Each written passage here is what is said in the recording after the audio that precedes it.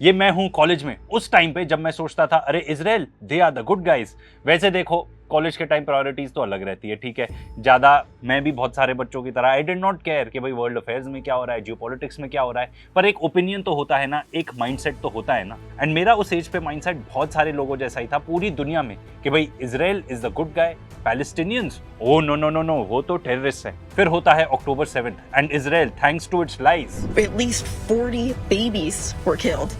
Some of them, their heads cut off. He said he's never seen acts of brutality like this. Pictures of terrorists beheading children.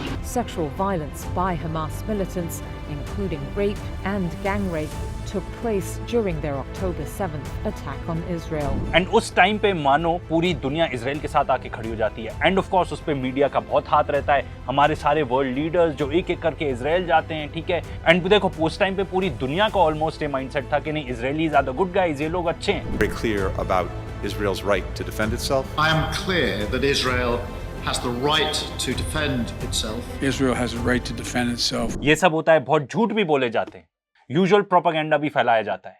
फिर उसके बाद जो होता है ना, Israel का मान लो मुखौटा ही उतर जाता है। वो मान लो पूरी दुनिया को बता देता है कि वो कितना बड़ा राक्षस है। वो जिस तरीके से स्लॉटर करते हैं बच्चों को, निहत्थे लोगों को, बम के ऊपर बम, बम के ऊपर बम, मतलब स्कूल, हॉस्पिटल, जो बेचारे लोग डिस्प्लेस हो चुके हैं, वो टेंट्स में रह रहे हैं, उनको भी जाके बमबारी कर देना। इस टाइप की ब्रूटैलिटी पूरी दुनिया ने कभी भी नहीं देखी। 70,000 से ज्यादा लोग मारे जाते हैं। एंड ये ऐसा नंबर है जो इजराइल खुद अग्री कर रहा है। वो खुद कह रहे हैं कि हाँ हमने इतने सारे लोगों को मारा। एंड जो वो गाजा में करते हैं उससे पूरा एक्सपोज हो जाते हैं वो। फिर पूरी दुनिया ये सवाल पूछने लगती है कि अगर ये लोग ऐसा कर सकते हैं बच्चों के साथ, निहत्तों के साथ, बस एक पॉइंट प्रूव करने के लिए, तो भाई असलियत क्या है इन लोगों की? असलियत ये है कि ये लोग हैं रियल नाजीज, ये लोग हैं असली के राक्षस, नॉट द पैलेस्टीनियंस। उस टाइम पे पूरी दुनिया को समझ में आता है कि भाई अरे ये तो इजराइल है जो गंदा है, ये इजराइल है जो राक्षस है, एंड इसने कॉलोनाइज किया हुआ है पैलेस्टीनियंस को। पूरा सच बाहर आ जाता है। तो उस टाइम पे जब मेरे जैसा आदमी भी सोचता था अरे यार इजराइल की तो क्या इमेज है, एकदम सही बढ़िया लोग हैं, म्यूनिक जैसी मूवीज मैंने ऑन रिपीट देखी हुई हैं। इस टाइप की मूवीज को यूज किया गया, मतलब पूरा मीडिया यूज किया गया, ठीक है, ये बताने के लिए कि अरे कितनी ओपन माइंडेड कंट्री है, यहाँ पे तो होमोसेक्सुअलिटी को भी सपोर्ट करते हैं, ठीक है। असलियत तो ये है कि ये मर्डरर्स हैं। अब पूरा पब्लिक ओपिनियन शिफ्ट हो चुका है। अब तो जो इजरायलीज हैं ना, दे लव टू ट्रैवल, उनको घूमना बहुत अच्छा लगता है। हमारे यहाँ हिमाचल ही देख लो, ठीक है। अब तो वो भी नहीं कर सकते। जनरली लोगों को पता चल गया है कि इजरायलीज मतलब जेनोसाइडर्स। एंड हिंद रजा फाउंडेशन जैसी ऑर्गेनाइजेशंस ने तो इनका जीना ही हराम कर दिया है, इनका एटलीस्ट घूमना हराम कर दिया है। ये जहां भी जाते हैं पूरी दुनिया में इनके ऊपर एक तलवार लटकती रहती है, कहीं कोई आके हमको अरेस्ट तो नहीं कर लेगा, ठीक है। ये बात आप मान के चलो कि यूएई में नहीं होगी, अमेरिका में नहीं होगी, इंडिया में भी नहीं होगी। इंडिया में तो उल्टा हो जाता है, फ्री पैलेस्टाइन कहीं लिख दिया तो लोग आ जाते हैं आपको दबोचने के लिए। इजरायलीज को इन जनरल आज के डेट में इतनी हेट मिल रही है ना, मतलब इतने सारे लोग हैं पूरी दुनिया में जो मतलब इनको जीने नहीं देना चाहते, क्योंकि ये किसी को जीने नहीं देना चाहते। अब आप कहोगे भाई ये सब तो आपने बता दिया, क्या बड़ी बात है, अगर पब्लिक ओपिनियन शिफ्ट भी हो जाता है, ठीक है, लोग समझ भी जाते हैं कि इजरायलीज ऐसा कर रहे हैं, दे आर स्लॉटरर्स, इनको बस मर्डर करने में ही मजा आता है। पहले इन लोग ने जाके पैलेस्टीनियंस को स्लॉटर कर दिया, वहां पे लोगों के घर उजाड़ दिए, अब लेबनान में भी सेम चीज कर रहे हैं। पर बात ये है, एंड वही पॉइंट है इस वीडियो का, कि बात वहीं तक सीमित नहीं है। आज के डेट में पिछले 3 सालों में ऐसे इवेंट्स हो चुके हैं जो कभी किसी ने भी एक्सपेक्ट नहीं किए होंगे, कभी भी नहीं। एंड वही हम आपको इस वीडियो में डेमोन्स्ट्रेट करेंगे कि इजराइल एक पराया स्टेट बन चुका है। Israel is running out of allies, Israel के साथ कोई दोस्ती नहीं रखना चाहता। इजराइल के ट्रेडिशनल एलाइज के साथ चालू करते हैं, United states of America and Europe. देखो जब से ईरान वॉर छेड़ दिया इन्होंने, तब तो इजरायलीज की और भी ज्यादा रेपुटेशन जितनी बची कुची भी थी वो और गटर में चली गई, ठीक है। मैं आपको ये पॉइंट बता सकता हूँ कि इजराइल को चाहे दुनिया तो इतने आसानी से इनको अपने आप से दूर नहीं कर सकती। And I tell you why, क्योंकि जो बहुत सारे जायनिस्ट हैं, अल्ट्रा वेल्दी हैं, अच्छे खासे स्टॉक्स बॉन्ड्स होल्ड करते हैं, अगर वो चाहें तो किसी भी एक देश को बहुत ज़्यादा नुकसान पहुंचा सकते हैं, बॉन्ड सेलिंग ही करके या अपने स्टॉक सेलिंग ही करके, अपनी पावर ऑफ मनी यूज़ करके, अपनी पावर ऑफ मीडिया को यूज़ करके। So coming back to the point, क्या क्या नुकसान हो चुका है इनका। इटली जैसे देश ने इनके साथ डिफेंस एग्रीमेंट खत्म कर दिया, ठीक है, अब उसमें स्पेसिफिक्स नहीं बताए गए कि एग्जैक्टली क्या क्या किया।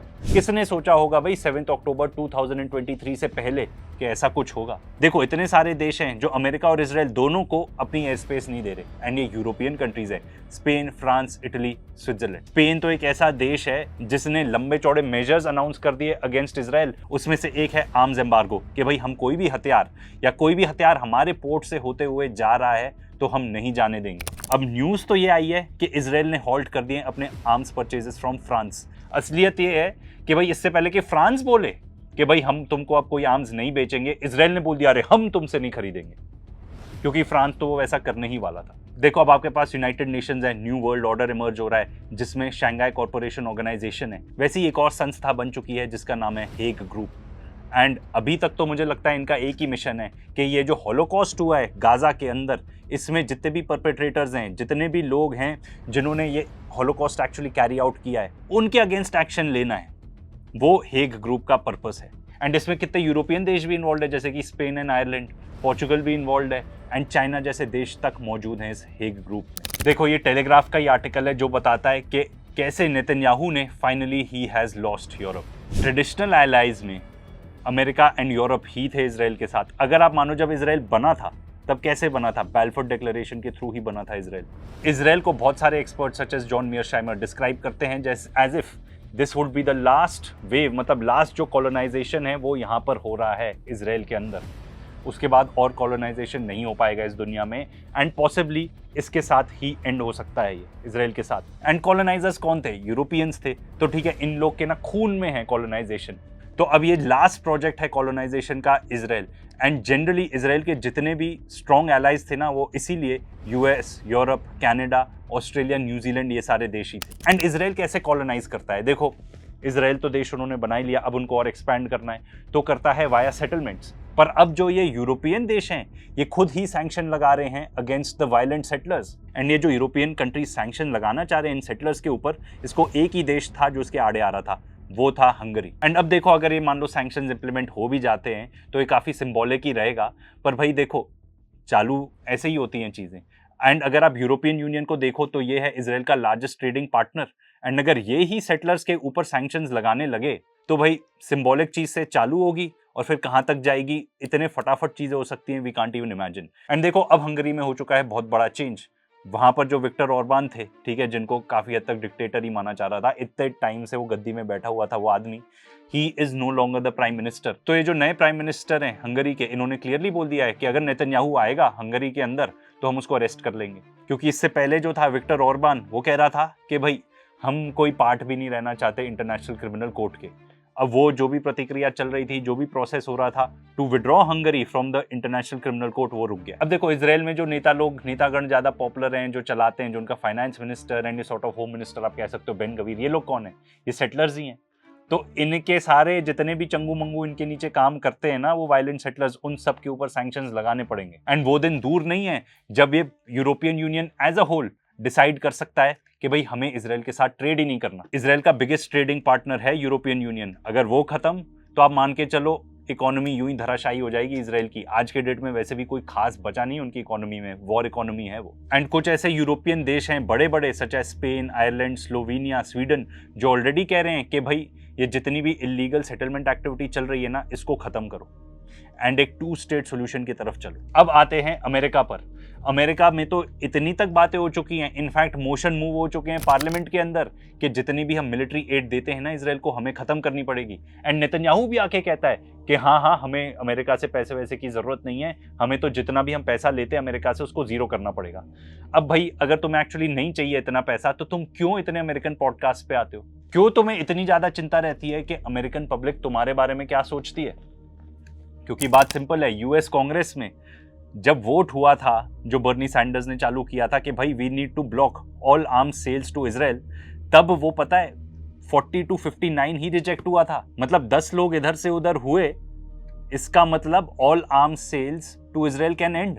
एंड इजरायलीज जानते हैं कि भाई वो दिन आने वाला है, हमको अपनी व्यवस्था ऐसी बनानी पड़ेगी कि हमें अमेरिका से जो इतने टाइम से लीच की तरह चिपके हुए हैं एंड उनके पूरे पैसे सक इन करते रहते हैं, वो हम नहीं कर पाएंगे आगे। इसलिए जो लीच है वो दूसरे होस्ट ढूंढता है कि कैसे उनसे पैसा, उनका खून चूस सके, such as UAE. And unfortunately could be India also. And देखो सिंपल बात है, वो लोग ऐसा क्यों सोचते हैं, जितने भी यंग लोग हैं, ठीक है, आप उनको बताओ हॉलोकॉस्ट के बारे में, वर्ल्ड वॉर 2 के बारे में, मतलब बिलो 40 मेरे या मुझसे भी यंगर मान लो जितने भी लोग हैं, उनके लिए हॉलोकॉस्ट वो नहीं है। उनके लिए आज के डेट में हॉलोकॉस्ट वो है जो चल रहा है, उनके आंखों के सामने चल रहा है, गाजा के अंदर, पैलेस्टीन के अंदर। तो वो कहेंगे कि भाई उस हॉलोकॉस्ट की क्या बात कर रहे हो, आज के डेट में जो चल रहा है उसको तो रोको। ये एनबीसी न्यूज ने एक सर्वे कैरी आउट किया था, उसको देखते हैं। तो जो पहला ग्राफिक है वो है कि जो मिडिल ईस्ट सिचुएशन है उसमें आपकी सिंपैथी किसके साथ है, इजराइल के साथ है या पैलेस्टीनियंस के साथ है। अब देखो 2013 में सिर्फ 13% थे जो प्रो पैलेस्टीनियन थे, आज के डेट में वो है 39%, इजराइल है 40%, ऑलमोस्ट द सेम। एंड अब देखो ये नीचे जो है ये बता रहा है यंग वोटर्स कैसा सोचते हैं। इसमें आप देखो जो 18 to 34 के एज के हैं, 2023 में 37% नेगेटिव सोचते थे इजराइल का, आज के डेट में वो है 63%। फिर 35 to 49 वाले एज ग्रुप में आ जाओ तो उसमें भी 43% आज के डेट में नेगेटिव सोचते हैं अबाउट इजराइल। एंड नीचे आते जाओगे तो देखो सब जगह इन बूढ़ों ने तो बेड़ा टाइट कर रखा है, इनके समझ में नहीं आ पाती, because they are very prone to brainwashing. And उनको लगता है अरे हॉलोकॉस्ट हुआ था, ये हुआ था, क्योंकि ये लोग जानते हैं इजरायलीज अच्छे से कि अगले 5 से 10 साल में ये जो टैप है ना, free flow of money America से जो आ रहा है, ये खत्म होने वाला है, ये नहीं चलेगा। एंड अगर किसी के दिमाग में सवाल आ रहा है कि भाई ये सब तो ठीक है, बट ये जो एपैक नाम की संस्था है, ठीक है, ये ईवल संस्था, ये जो पूरे मतलब बेसिकली खरीद रहे हैं ये इलेक्शंस।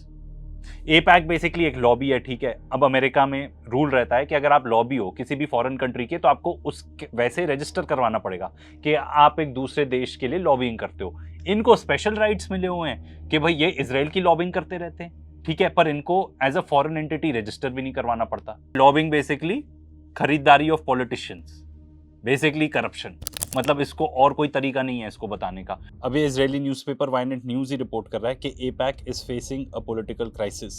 2025 में इन्होंने $5 बिलियन खर्च करे, 2026 में पहले क्वार्टर में ही ये $1.4 बिलियन खर्च कर चुके हैं। तो भाई एपैक के पास पावर है कि आपका पॉलिटिकल करियर बना सकती है, खत्म भी कर सकती है। इसीलिए तो बहुत सारे लोगों को लगता है, जो पॉलिटिशियंस हैं वहाँ पे, कि भाई एपैक से जुड़ जाओ, पैसे भी मिल रहे हैं, इजराइल की जी हजूरी करनी पड़ेगी, पर कोई बात नहीं, maybe that is the only way to progress. पिछले साल उन्होंने एक कैंडिडेट कोरी बुश को हराने के लिए $23 मिलियन खर्च किए। ऐसे ही वन ऑफ माई फेवरेट्स जिन्होंने ये आइडिया दिया है, काफ़ी क्रांतिकारी सोच रखते हैं, जैसे है उनका नाम, उनको चेकआउट कर सकते हो इंस्टाग्राम पे, इजराइल बैशिंग और भी ज़्यादा सुननी हो तो वो ये बताते हैं कि भाई ईरान जो टैक्टिक यूज़ कर रहा है ना एसिमेट्रिकल वॉरफेयर की, कि भाई इतना सस्ता ड्रोन आएगा और सामने तुम्हारी इतनी महंगी मिसाइल आएगी, वही यूज़ करना पड़ेगा अपने को इजराइल को हराने के लिए, बेसिकली एपैक को हराने के लिए, कि भाई हर तरफ अमेरिकन फर्स्ट कैंडिडेट्स आप भेजते जाओ एंड इनको करने दो खर्च, इनको मिलियंस क्या बिलियंस तक ले जाने दो इनको खर्च करने के लिए, तभी जाके इनकी अकल आएगी कि भाई इस तरीके से जब इतने ज़्यादा पैसे खर्च होने लगेंगे तो शायद कहीं अकल आ जाए इन लोग को। अब पूरे यूएस कांग्रेस में एक ही बंदा ऐसा था, ठीक है, जिसमें कोई रीढ़ की हड्डी थी, थॉमस मैसी। इस बंदे ने, he was the only one जो मतलब बात करता था कि भाई हमें वॉर्स नहीं लड़ने चाहिए, हम इजराइल के लिए वॉर्स क्यों लड़ रहे हैं। One of the biggest critics of the president, even though उसी के पार्टी का है, and one of the only persons जिसने भाई आवाज उठाई है कि पूरी एप्स्टीन फाइल्स रिलीज करो, ये क्या हो रहा है। उसको हराने के लिए इन्होंने कितने मिलियंस ऑफ डॉलर्स खर्च कर दिए। यहाँ पे जो फिगर आ रहा है वो आ रहा है $33 मिलियन। तो भाई अब सिंपल है, लोग समझ गए हैं, पूरे अमेरिकन समझ गए हैं कि भाई ये एपैक जो है ये इजराइल की बात करता है। अब ये बात कर रहे हैं कि भाई ड्राफ्ट लाएंगे हम अमेरिकन के लिए। ड्राफ्ट मतलब जाओ तुम लोग आर्मी में जाओ, लड़ो, किसके लिए लड़ो, इजराइल के लिए लड़ो। ये देखो टकर कार्लसन क्या बता रहे हैं। Ed Gallrein or Gallrein or whatever this composite figure is calling himself wants a draft. Can you think of a more totalitarian and less popular position for any person running for office to take than I want a draft? Vote for me and I will take your child and send him to go die for Israel.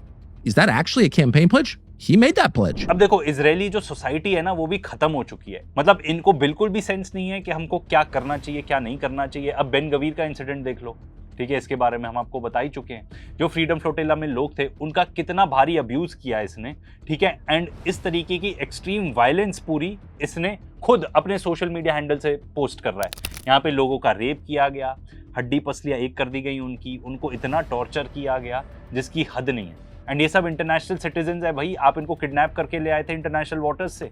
इतना ज़्यादा हो गया ये कि ultimately बहुत सारे politicians इन Israel including Netanyahu, इनको आके भाई कवर अप करना पड़ा कि नहीं नहीं ऐसा नहीं करना चाहिए। अंदर ही अंदर इनको तो लगता है ऑफ कोर्स हाँ करो, ठोको मारो पीटो रेप करो लोगों का, कोई फर्क नहीं पड़ता। बट इजरायलीज ने आके खुद इसको क्रिटिसाइज किया है। They don't mean the condemnation. देखो अल्टीमेटली इजराइल एक बहुत छोटा सा देश है, बहुत जाइनिस्ट लंबे चौड़े पावरफुल हैं, बिलियनर्स हैं, किसी तरह इस देश को बचाए रखते हैं, बट अल्टीमेटली इजराइल एक लीच है। आईडीएफ कोलैप्स कर रहा है, ये तो हेड ऑफ आईडीएफ हमें बता चुके हैं। अब इनके जो एलाइज बचे हैं अगर आप देखो वर्ल्ड मैप पे तो अमेरिका है, उसकी हम बात कर चुके हैं, जर्मनी है, यूके। इनफैक्ट यूके में तो जो पैलेस्टीन एक्शन है ग्रुप उसको ही बैन कर दिया कि भाई वो तो टेररिस्ट हैं। आयरनी देखो भाई इनकी। एंड जर्मनी से तो आपको दी मोस्ट ब्रूटल वीडियोस दिखाई देंगे कि किस तरीके से लोग प्रोटेस्ट कर रहे हैं, उनका हाथ वाथ तोड़कर पुलिस कितनी बर्बरता के साथ उनके साथ पेश आ रही है। फिर देखो इजराइल के न्यू एलाइज हैं यूएई, इंडिया, अर्जेंटीना। यूएई का तो क्या होगा कोई कुछ नहीं कह सकता। इंडिया भी कितने टाइम तक एलाय बना रहेगा, अर्जेंटीना भी कितने टाइम तक एलाय बना रहेगा, we don't know. Mass exodus हो रहा है इजराइल से, अच्छी खासी तादाद में लोग वहां से निकल रहे हैं, वो रहना भी नहीं चाहते। एक इसी का देख लो इजरायली सोल्जर जो अक्टूबर 7 के बाद ही वहां से कट लिया, उसके पास तो डुअल पासपोर्ट भी नहीं है फिर भी कट लिया। We bought one-way tickets from Tel Aviv to Berlin on October 7th. It was the tickets for the day after, and we left Berlin on that flight and didn't come back. It was clear from very early on that something is really wrong, and there is going to be another war. After the first evidence of what is actually happening came out, it was clear that the country is broken. And then, but a few days later, when the genocide started, it was clear that not only the state is broken, but the society. I'm still an Israeli, no, but I don't have any other passport and any other identity. Never lived outside Israel more than a month before this. I'm not safer outside, and over there it's definitely not safer. Israeli and Israeli identity carries meaning, and this meaning now is a meaning of genocide and attempt to destabilize the world economy. And उसके words पर ध्यान देना, वो ये कह रहा है कि जो इजरायली आइडेंटिटी है ना, it carries a meaning of genocide. And अब तो ईरान वॉर के बाद ये भी क्लियर हो गया कि इजराइल आपको भी अफेक्ट करता है। ठीक है, पूरे दुनिया की इकोनॉमी को ये डिस्टेबलाइज कर देना चाहते हैं, ऐसी कौम है ये। स्ट्रेट ऑफ हॉर्मूज बंद है, ठीक है, क्योंकि इन्होंने वॉर चालू कर दिया, उसके वजह से पेट्रोल प्राइस बढ़ रहे हैं। अब देखो दुनिया में किसी को लोगों को फर्क नहीं पड़ रहा था, ज्यादातर लोगों को, कि इन्होंने बच्चों को मार दिया। ठीक है, पूरी एक सिविलाइजेशन को एक खतरे में डाल रहे हैं, उनको खत्म करना चाहते हैं। कुछ फर्क नहीं पड़ रहा था जब तक लोगों के बटुए पर असर नहीं पड़ा। अब जब लोगों के बटुए पर असर पड़ना चालू हो गया तो भाई सबको लग रहा है इजराइल बुरा है, इजराइल बुरा है। देखो हमने इतने सारे चेंजेस देख लिए सिर्फ 3 साल के अंदर अंदर। जियो पॉलिटिक्स में 10 साल भी लंबा टाइम नहीं होता। एंड वो कहते हैं ना कि पॉलिटिक्स में कई बार दशकों कुछ नहीं होता, पर कुछ सालों में इतनी सारी चीजें हो जाती हैं। वही हो सकता है। एंड ये तो हेनरी किसिंजर का ही कोट है ना, अमेरिकन पॉलिटिशियन का, to be an enemy of the United States is dangerous but to be a friend is fatal. Israel भी तो फ्रेंड है ना यूनाइटेड स्टेट्स ऑफ अमेरिका का, इनके लिए भी फेटल रहेगा।